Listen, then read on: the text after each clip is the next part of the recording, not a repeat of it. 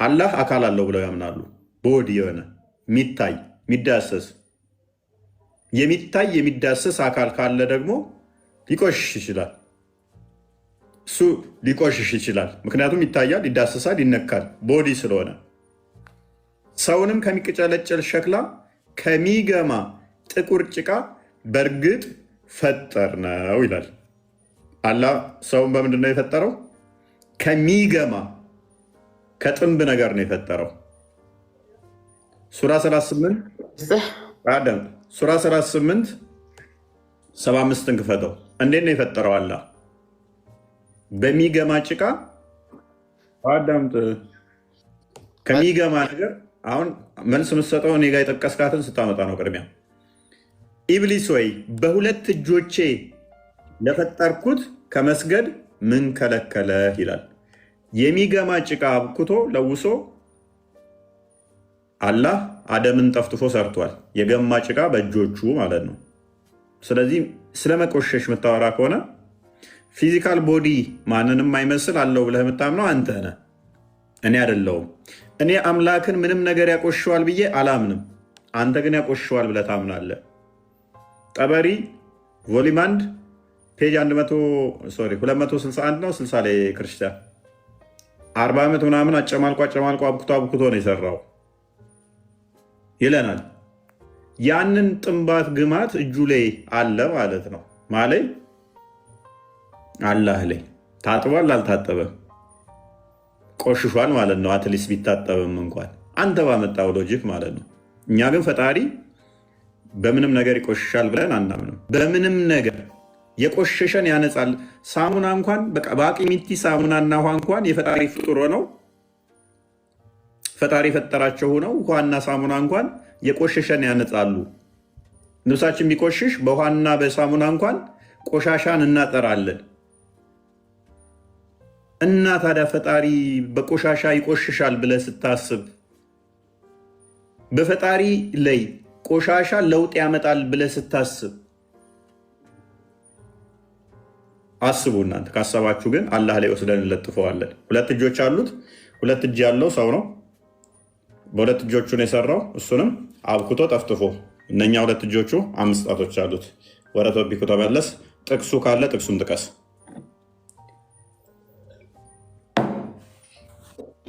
መጀመሪያ ፈጣሪ አንድ ስራ ሲሰራ በእጁ የሚያደርገው ነገር የለም። ፈጣሪ አይታይም፣ አይዳሰስም። በእጁ የሚያደርገው ይገኛል። ምንድነው? ፈጣሪ መላእክቶችን ብቻ ነው የሚያዘው። በምላሱ ያደረገ ነው በእጆቹ እና በእጁ ያደረገ ምንድን ነው የምታወራው? በሁለት እጆቼ ታዲያ ምንድን ነው የምታወራው? እሱን የሚታዘዙት መላእክቶች ብቻ ናቸው። ኧረ ሽንተን እየሸና ከሆነ በእናትህ የሚታርገው በቃ ኦልራይት። እሺ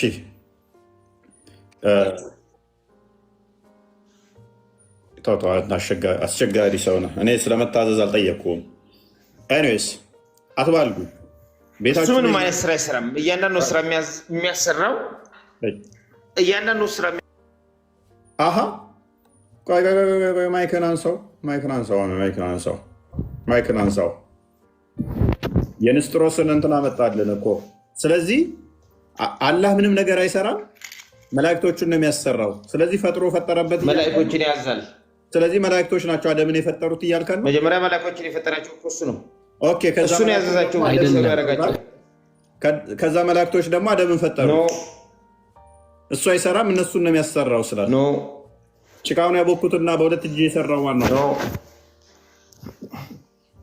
ቆይ የሰው ልጅ ነፍስን ይቀማል። ማን? አርዛኢል። አርዛኢል ማን ነው የሚያዘው? አላህ። የት ነው? ወዴት ማፈግፈግ ነው? ስትያዝ ደግሞ ርዕስ ለመቀየራት ወዴትም አላፈገፍግም። ወዴትም አላፈገፍግም። እሱ አይደለም መላእክቶችን ነው የሚያዘው፣ እነሱ ናቸው የሚሰሩት ብለሃል። ስለዚህ መላእክቶች ናቸው እዚህ ጋር ታዘው አደምን የፈጠሩት። ከሰው በፊት መላእኮች ናቸው ከሰው በፊት መላእኮች ናቸው የተፈጠሩት። ከዛ በኋላ መላእኮች የፈጣሪን ትእዛዝ ያደርጋሉ። ስለዚህ ፈጣሪ ያዘዛቸውን ሁሉ ይፈጽማሉ።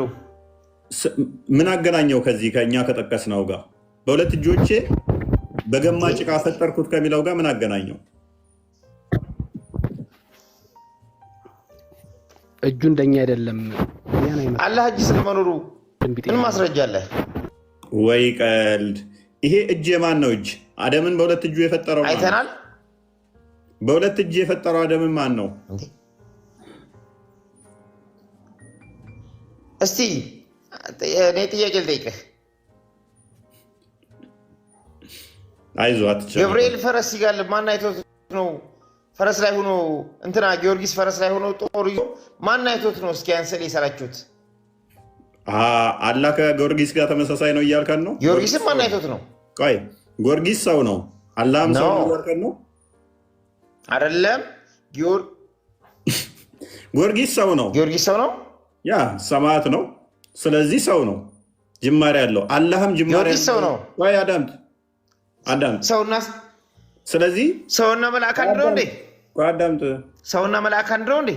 በለው ማን መልአክን ጊዮርጊስ መልአክ ነው። ና ከፍ በል። አንድ ማስረጃ እንጣልኝ። ጊዮርጊስ መልአክ ነው የሚል አንድ ብቻ። ጊዮርጊስ መልአክ ነው። ቆይ ንጽጽር አቆማለሁ። እኔ ጊዮርጊስ መልአክ ነው ስላልክ አንድ ማስረጃ ብቻ ታመጣና በቃ እኔ እንደውም ካሁን በኋላ መሮኛል፣ ንጽጽር አቆማለሁኝ።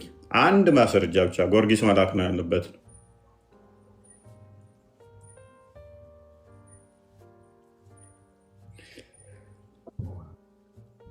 ቦታ ላይ አይደለም ያለሁት እያልኩ ነው ያለሁት። ነገ በዚህ ሰዓት መገናኘት እንችላለን። መስረጃ ዘልመጣ ጊዮርጊስ መልአክ የእኛ እንትን እንደሆነ ነገ። አዎ ደሃ በህልሙ ቅቤ ባይጠጣ ኖሮ ደሃ በህልሙ ቅቤ ባይጠጣ ኖሮ ፎረፎር ይዘዋል ነው ይመላለጣል የሚባለው ነገር እውነት ነው። መረጃ ማምጣትም ይናፍቃል። አብሽር፣ ለዛ እንዳታስብ። ለዛ የሚነግሯችሁ ኡስታዞቻችሁ የሚነግሯችሁ ስለኛ አስተምሮ ተረት ተረት ነው፣ ውሸት ነው። እሱን አትመኗቸው። ስለዚህ አላህን እንደዛ እነሱን አለምናም ነው እነሱን አለምናም ነው። የእናንተን ብሉይ ኪዳንና አዲስ ኪዳን አዳምጥ። ለነቢይም እኮ እንደተሳሳተ እኮ እያንዳንዱ እኛ ጋር ያነሳውን እኮ እየጠቀስኩ አሳየውህ እኮ። ሱራ 5:18 ላይ ቀጥታ ከማን ጋር ይጋጫል መሰለ? ትንቢተ ሚልክያስ ላይ ምዕራፍ 2 ቁጥር ከ10 ጋር ይጋጫል። ቀጥታ ይላተማል። ሱራ 9:30 ላይ ከታሪክ ጋር ይጋጫል። ሱራ 6:101 ላይ ቀጥታ ከዮሐንስ ወንጌል ምዕራፍ 1 ቁጥር 12 ጋር ይጋጫል። ሱረቱ ዙሩፍ 81ኛው አያ ቀጥታ ከዕብራውያን ምዕራፍ 1 ከቁጥር 2 ጋር ይጋጫል። እንደገና ደግሞ አሁንም ሱረቱ መይዳ ቁጥር 18 ከዮሐንስ ራእይ ምዕራፍ 3 ቁጥር 19 ዮሐንስ ሜታርክ ጋር ይጋጫል። እንዲሁም ደግሞ ከመጽሐፈ ምሳሌ ምዕራፍ 3 ቁጥር 11 ጋር ይጋጫል። እንዲሁም ደግሞ ከዕብራውያን ወንጌል ከዕብራውያን መልእክት ጋር ከምዕራፍ 12 ከቁጥር 5 እና 6 ጋር ይጋጫል። እያንዳንዱ የተጠቀሱት ይጋጫሉ፣ ይላተማሉ። ሱራ 39:4 ከሮሜ ምዕራፍ 8 ከቁጥር 15 እስከ 17 ጋር ካለው ጋር ይጋጫል። ሱረቱ አንቢያ 17ኛው አያ ከዘዳግም ምዕራፍ 14 ቁጥር 1 እና ከትንቢተ ኢሳያስ ምዕራፍ 63:16 ጋር ይጋጫል። ይሄን ሁሉ ግጭት በትንሹ ነው ያልኩ፣ ከብዛት በትንሹ። እንዲሁም ደግሞ መዝሙረ ዳዊት 110 ህዝባር 109 ከቁጥር 1 እስከ 4፣ ምሳሌ 30 ከቁጥር 1 እስከ 4፣ መዝሙረ ዳዊት ምዕራፍ 2 እነኚህ ቀጥታ ከሱረቱ ሜርየም 35ኛው አያ ሱረቱ ሜርየም ከ88 እስከ 93 ካለው ጋር ይጋጫሉ። ይሄ ሁሉ ቅጥፈት ነው ዞ የመጣው መሐመድ። ይሄ ሁሉ ስህተት ነው ዞ የመጣው መሐመድ። ጥፋት እናንተ ነው እናንተ ናችሁ። ማን እንደጻፈው አይታወቅም። የእናንተ ኦኬ። ሌላ ውርደት ላስቀጥልላ። የለም ውርደት የሚባል የለም። ቁርአንን ጻፊ አንዱን ብቻ ሳየኝና ከቁርአን ንጽጽር እኔ ለዘላለም አቆማለሁ። የቁርአን ጸሐፊ ያ በነቢዩ መሐመድ አማካኝነት በሰሃቦቻቸው ማለት ነው። ማስረጃ ለአንዴና ለመጨረሻ ጊዜ ንጽጽር አቆማለሁ። የቁርአን ጸሐፊ በቀራን ለምሳሌ ማን የጻፈው? ሚኮ ሞሲሳ ጊዮርጊስ መልአክ ነው እያለ ነው አለ። አንዴ አዳምጣት። ማስረጃ ቀጥል። በቀራን ማን ጊዮርጊስ መልአክ ነው እያለ ነው። በእናትህ ተረጋጋ። ጠብቀኝ፣ አመጣልሃለሁ። ቀጥል። ማስረጃ አመጣልሃለሁ፣ ጠብቀኝ። ሺህ ዓመት እታገሳለሁ፣ አንድ ቀን አይደለም። እኛ ጋር የምትወረውሯት ድንጋይ እናንተ ጋር ያላችሁ አናታችሁን ነው የሚላችሁ። እኛ ኢንተርናል ኤቪደንስ ተጠቅመን የመጽሐፍ ቅዱስ ጻፊያንን ማሳየት እንችላለን። እናንተ አትችሉም። ኧረ እሱን ተውማ፣ ፈለከው ማስረጃ ይመጣልሃል። ቀጥል። የእናንተ ምን ይባላል? የእናንተ ማን ነው ጸሐፊው? ጸሐፊው ማን ነው? ቀጥል፣ ንገረኝ እስኪ። ማስረጃን ጠቅም። ሌላ አመጣልህ ነው። ቆይ እየጠበቅኩ ነው።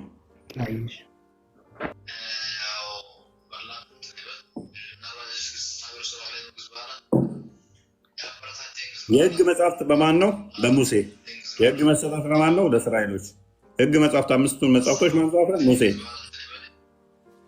ዮሐንስ ወንጌል ምዕራፍ 1 ቁጥር 17 ላይ ህግ በሙሴ ጸጋ ደግሞ በክርስቶስ ይላል።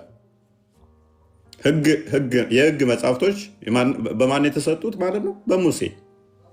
መጽሐፉ ራሱ ይፈታልናል ማለት ነው። የሙሴ ብሎ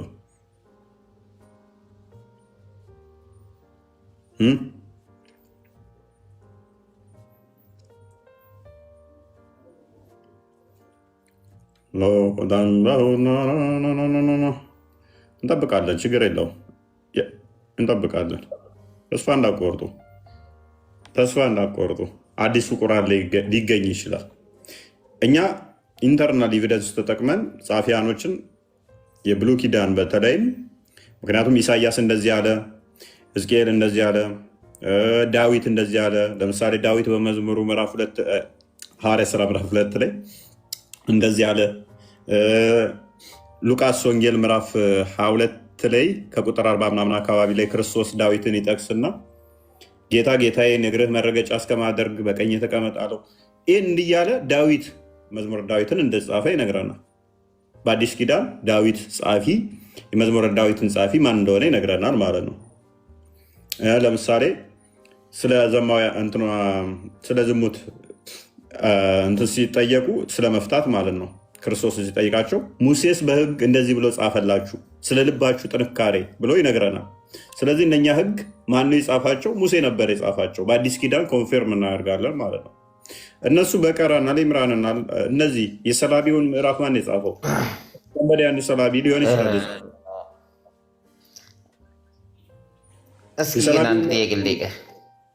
የሰላቢውን ምዕራፍ ማን የጻፈው? ጥያቄ መጠየቅ ይቻላል። ቆይ አሁን ጥያቄው ምላሽ ጥያቄ መጠየቅ ይቻላል። ለጥያቄው መልስ አንቱ እንጂ ቅድሚያ ወገን እኔ የምጠይቅህን ጥያቄ ልመልስልኝ ትችላለህ? ቅድሚያ ጥያቄውን መልስ አንቱ። አመጣለሁ ያላችሁ ትናንቱ እንጂ ተመካከሩና ሁለታችሁ ሚዩት። እኔ በዚህ ሰዓት አለም ነገ ነው ያልኩህ። ነገ ካስፈለገ እኔ ስለ ነገ ነው ያወራሁ። ነገ ላይ ማስረጃውን ይዤልህ እመጣለሁ። ጊዮርጊስ መልአክ ስለመሆኑ ጭራሽ ለማምጣት አሁን የሚመኛል ሰው። ግን እሺ፣ ኧረ እንዳታስብ፣ እሱን በደንብ አድርጌ እመጣልሃለሁ። እሺ ቀጥል። ምንድን ነው እሱ? ይኸው እዚህ ጋር ክርስቲያንና ቃል ስጋ ሆነ የሚለው ላይ ኢየሱስ ክርስቶስ ታቅፏል አይደለ? እሺ፣ ኢየሱስ ክርስቶስ ፈጣሪ ነው። እሺ፣ ኢየሱስ ክርስቶስ ፈጣሪ ሆኖ ፈጣሪ ድንግል ማርያም የተወለደች ናት። እሺ፣ ወልዳለችም ተወልዳለችም። ክርስቶስ ወልዳለች። ፈጣሪ ግን ታቅፎ ባለበት ሰዓት ላይ እግዚአብሔርም ፈጣሪ ነው፣ ኢየሱስ ክርስቶስም የታቀፈው ፈጣሪ ነው። ሁለት ፈጣሪ አንድ ዓለም ላይ ይኖራል እንዴ? እሺ ጥያቄ ነው። ኢየሱስ ክርስቶስ ታቅፏል፣ ተቀምጧል። ኦኬ እሺ መልካም። እግዚአብሔር ደግሞ አለ። ማይክን ያዝ። እሺ ሁለት ፈጣሪ አንድ ህፃንና አንድ ማይክ ያዝ። እሺ ሎክ ክርስቶስ በስጋ ተገልጦ እንደዚህ ማርያም ታቅፈው ሳለ ሌላ ፈጣሪ ይኖራሉ፣ ሁለት ፈጣሪ ይኖራሉ ወይ የሚል ጥያቄ ነው። እኛ ወንድማችን በአካል አንድ አካል ብለን አናምንም። አንድ መለኮት አለ፣ ነገር ግን በሶስት አካል የተገለጠ ብለን ነው የምናምነው። ሁለት ሳይሆን በሶስት አካል ብለን እናምናለን ማለት ነው። ሶስት አካል፣ አንድ አካል ሳይሆን ሁለት አካል ሳይሆን ሶስት አካል ብለን እናምናለን። ከሶስቱ አንደኛው አካል ግን አብ አለ፣ ወልድ አለ፣ መንፈስ ቅዱስ አለ። ከነኚህ ከሶስቱ ቃል ወይንም ወልድ በስጋ ተገለጠ። በስጋ ሲገለጥ ከቅድስት ድንግል ማርያም ተወለደ። ስለዚህ ከሶስቱ አንዱ ቃል በስጋ ተገልጧል ብለን እናምናለን። በስጋ ተገልጧል ብለን እናምናለን። ስለዚህ እሷ በተቀረፈችበት ሰዓት በዓለም ላይ ነው ምናምን የሚል ጥያቄ ጠይቀሃል። ዮሐንስ ወንጌል ምዕራፍ 1 ላይ ዮሐንስ ወንጌል ምዕራፍ 1 ቁጥር 10ን ክፈተው። ዮሐንስ ወንጌል ምዕራፍ 1 ቁጥር 10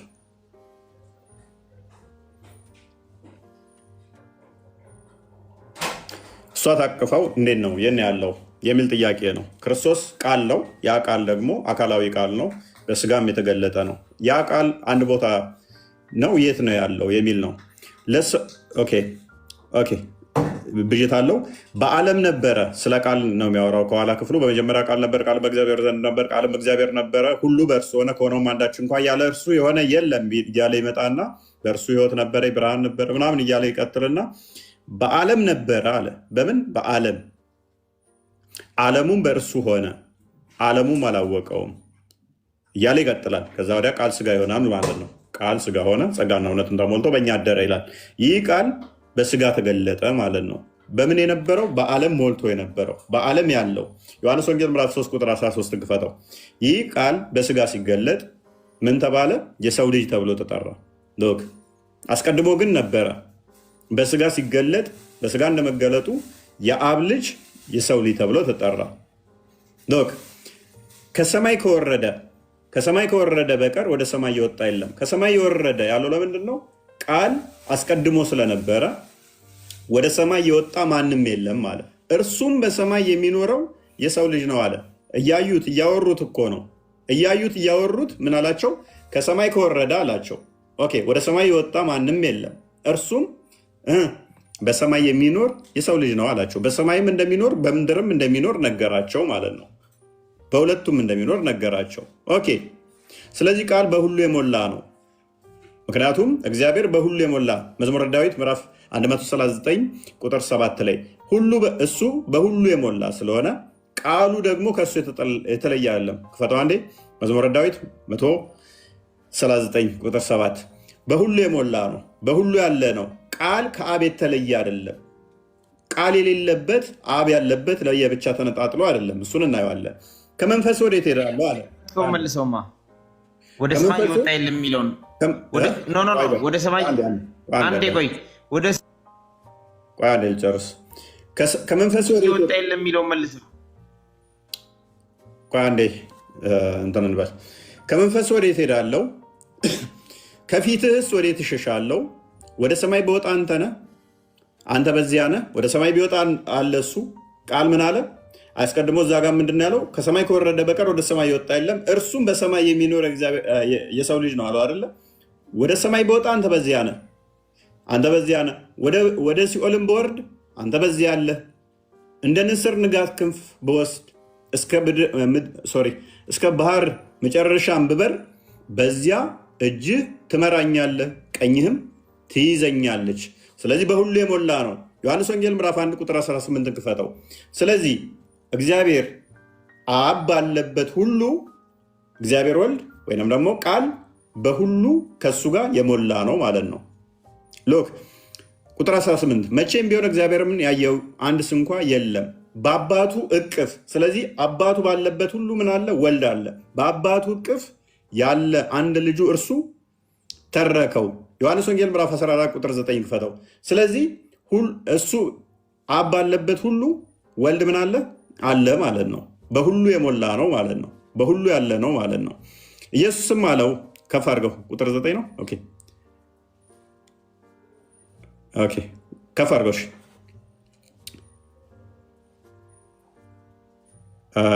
እሺ እኔ በአብ እንዳለሁ አብም በእኔ እንዳለ አታምኑምን?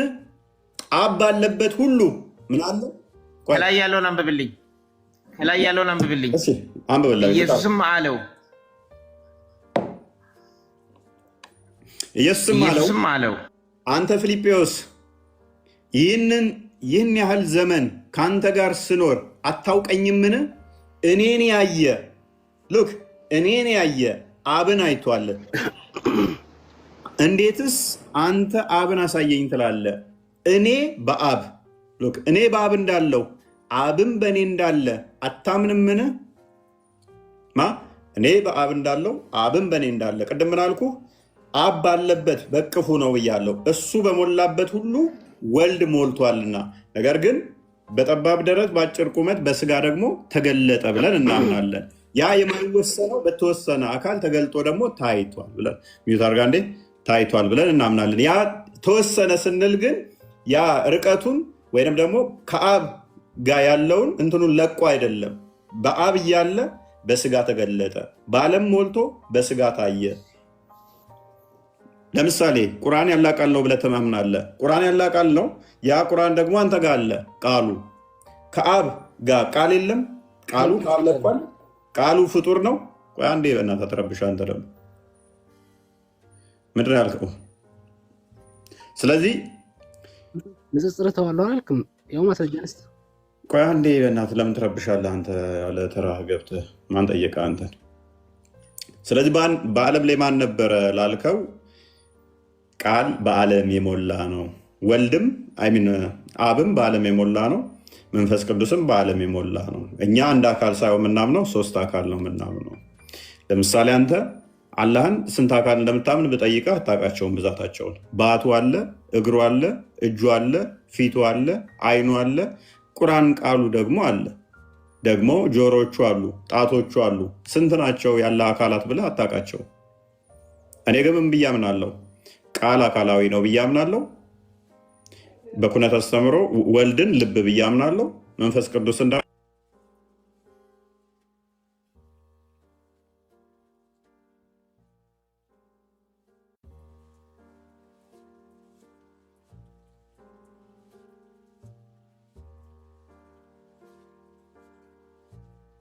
ነው ብለህ አታውቃቸው። ወደ ሰማይ የወጣ የለም። እሺ ከሰማይ ከወረደ ሰማይ የወጣ የለም። ያረጉት ወዴት ነው የሄዱት? ከሰማይ አልወረዱም እነሱ። ኖ ከምድር ወደ ሰማይ የወጣ የለም አለ። ምን ይሆን ታዲያ? ወደ ሰማይ የወጣ የለም እያለ ነው እኮ መጽሐፍ ቅዱሱ። አዎ ያረጉት ወዴት ነው የሄዱት? ኦኬ ክፈተው፣ ክፍሉን ክርስቲያን አንዴ ክፈተው። ዮሐንስ ወንጌል ምዕራፍ 3 ቁጥር 13 አንዴ ክፈተው። ስላረጉ አይደለም የሚያወራው ይሄ። ከሰማይ ከወረደ ከሰማይ ወርዶ ነው እንደ እነሱ ወደ ሰማይ የወጡት። አንብብ አንብብ። ምንድን ነው የሚለው?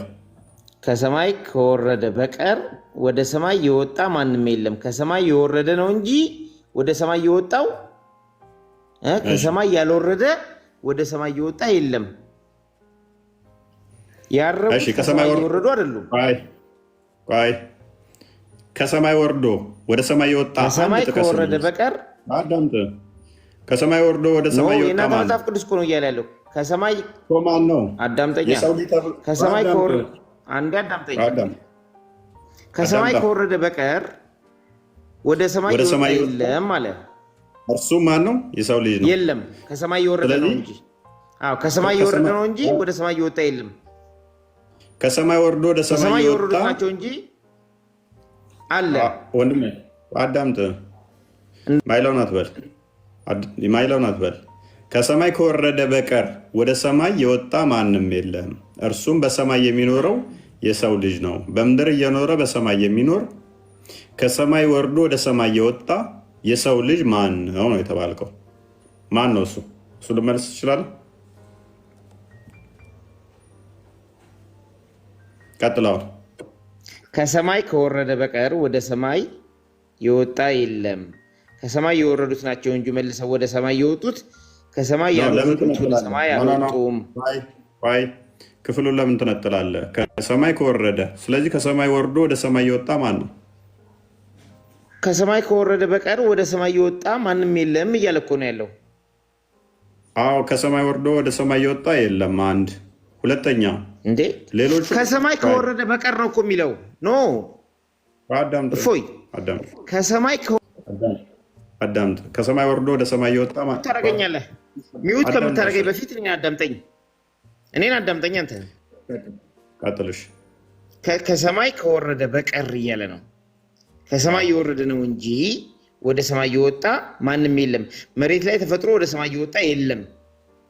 ከሰማይ ከወረደ በቀር ወደ ሰማይ የወጣ የለም ማለት ከሰማይ የወረዱት መልሰው ወደ ሰማይ ሂደዋል ኦር ደግሞ ይችላሉ። ከሰማይ ያልወረዱት ግን ወደ ሰማይ አልወጡም እያለ ነው። ያረጉት ከሰማይ የወረዱ ናቸው እንዴ? እሺ ክፍሉ እንደዚህ ነው የሚለው፣ ከሰማይ ከወረደ በቀር ወደ ሰማይ የወጣ ማንም የለም።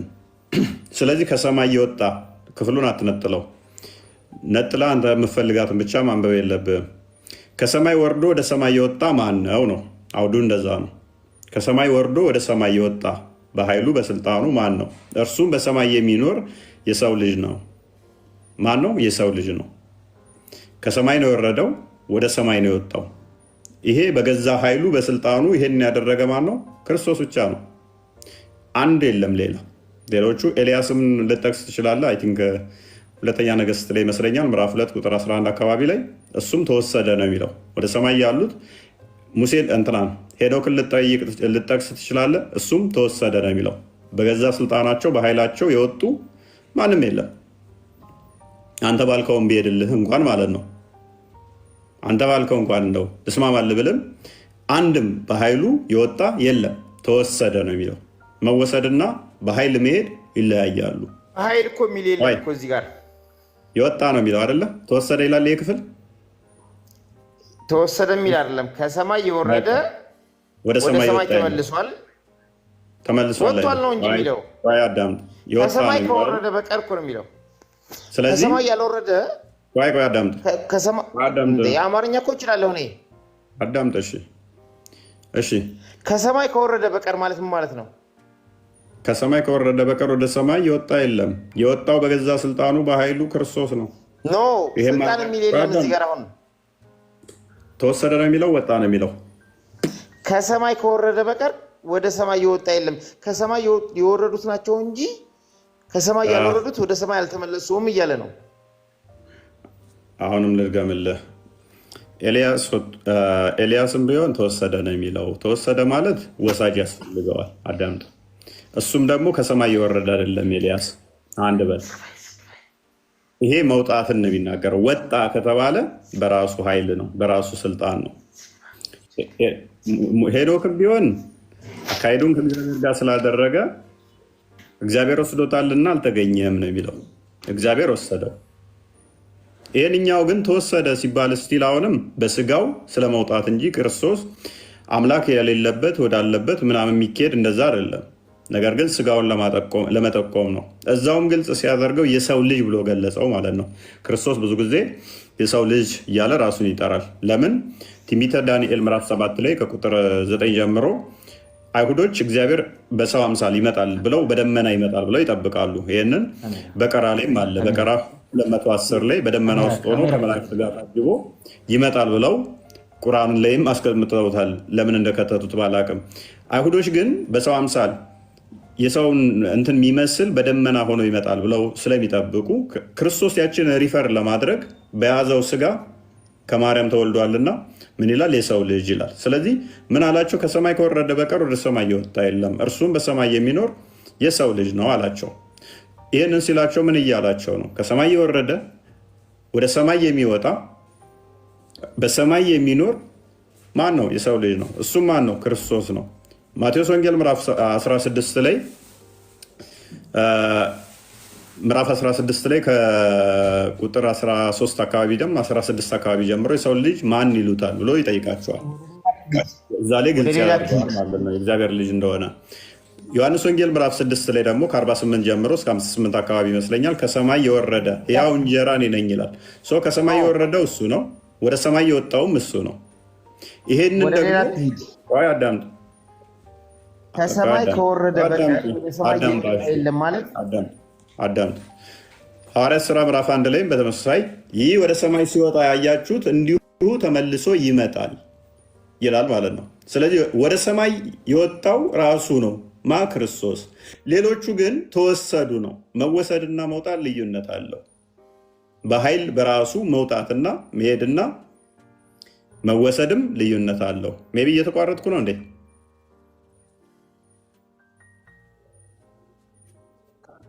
የሱ ነው ያ ከሰማይ ከወረደ በቀር እያለ ነው። ወደ ሰማይ የወጣ የለም። በቃ ና ከፍ አድርጌ ሂምሌት ላድርግህ ማለት ነው። ና ከፍ ላድርግህ ሂምሌት ላድርግህ። በቃ ላዋርድህ። ወደ ሰማይ በራሱ ስልጣን አዳምጥ ወጣ የሚል እስኪ አንድ ጥቅስ ስጠኝ። ከሰማይ ከወረደ በቀር አንድ ጥቅስ ስጠኝ። ከሰማይ ወርዶ ወደ ሰማይ ወጣ የሚል አንድ ጥቅስ ስጠኝ ከመጽሐፍ ቅዱስ። እሱ ላይ እኮ እያለህ ነው። አንድ ጥቅስ ስጠኝ አንተ። ሌላ አለ የሚል ስጠኝ። ሌላ አለ ብለህ አርጊው እያደረግህ ስለሆነ ስጠኝ አንተ።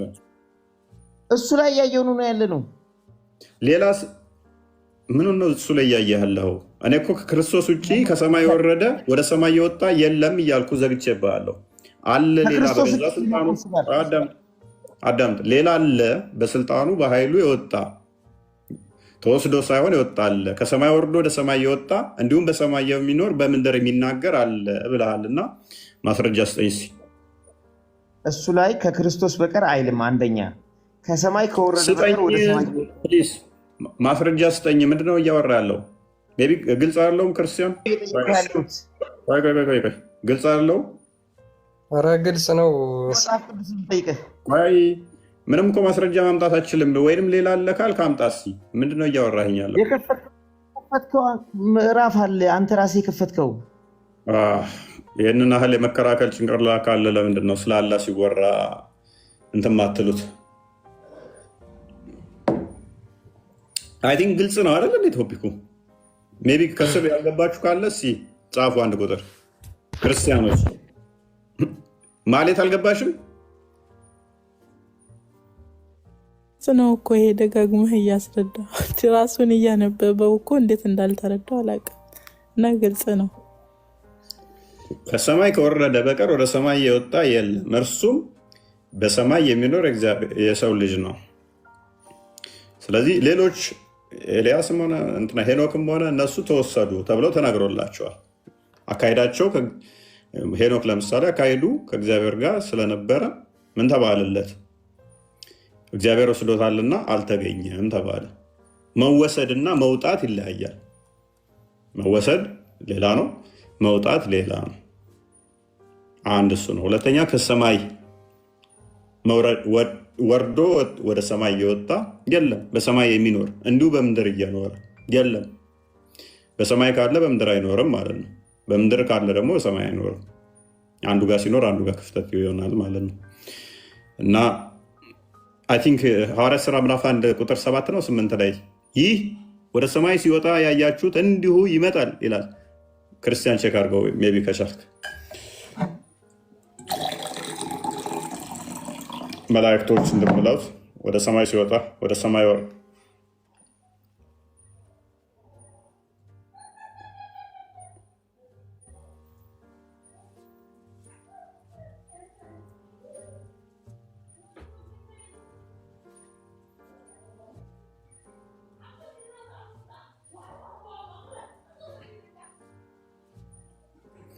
ኦኬ እሱትና ቁጥር 11 ነው። እሺ ደግሞም የገሊላ ሰዎች እነሆ ወደ ሰማይ እየተመለከታችሁ ስለምን ቆማችኋል? ይህ ከእናንተ ወደ ሰማይ የወጣው ኢየሱስ ወደ ሰማይ ሲሄድ እንዳያችሁት እንዲሁ ይመጣል አሏቸው። ኢየሱስ ሚል የለም። ወደ ሰማይ የወጣ ከሰማይ ወረደ ወደ ሰማይ ወጣ ማለት ክርስቶስ ነው። ይህ ወደ ሰማይ ሲወጣ ያያችሁት ተወሰደ ሳይሆን ወጣ።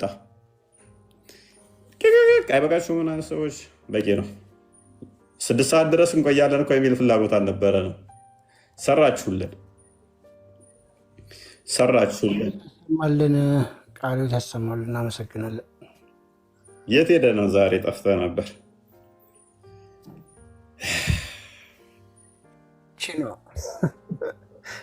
አሪፍ ነው። የቀኑን ፓርት ጥሩ ይዘሻል። አልተቻልሽም። በቃ ቀን እያስጨነቃችሁ ነው። እረፍት ነሳችኋቸው። ወገኖቻችን፣ ዘመዶቻችን እረፍት ነሳችኋቸው። ፎሎ አድርጓቸው። እነኝን ቃል ቀን ቀን ይከፍታል። ትከፍታለህ ነገር ይመስለኛል። ኮንቲኒስ ነው የምንከፍተው። ከዚህ በኋላ ከቆስጣ ጋር እንገባለን። ያ እና ማለት ነው። ማሌትስ መቼ ነው የምከፍችው?